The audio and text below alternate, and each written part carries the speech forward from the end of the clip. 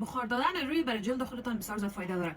قسمی که به اینجا میبریم برای جلد خشک، کسی که بسیار جلدش بخار میکنه یا چرب میشه یا پیگمنتیشن است، یا کسی که جلدش ایجینگ میکنه یا چملک میشه، هفته یک دفعه حداقل روی یکتون استیم کنین یا بخار بدین. چندین رنگای ماشینک میه که در عینکایش که تو میتونید که دی بغلکای بینی تا پاک کنین نشانتان میتم و خودتان در خانه فیشل میتونید داشته باشین. بسیار آسان و ارزان، میال سیل خوب آوردن، بسیار سیل خوب آوردن. سو خواستم میرم رویتون شریک کنم. هفته یک دفعه من روی بخار میتم این شکل سکند خوب گرم اوتو داغ نیست که تا بسوزونه.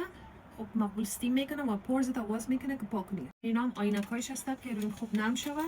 باز یکی از زیر میگیرم دیدی بغلکای بینی میرم، خب تمام پورزمو پاک میکنم. خصوص کسایی که کنسیلرش یا فاندیشنش سر بینیش میلخشه و پورزت یک تک از روغن و چرکی پر میباشه، سو این کار باید هفته یک دفعه بکنی. باز که این عینکش کلا مو چرکش پاک میشه. باز دیگه کلیپ برینگ من نشون میدم چطور دد اسکین روی خود پاس میکنم. لینک از زیر براتون میمونم، ضرورت داشتین بگیرین، نداشتین ویدیو رو روی دوستاتون شیر کنین.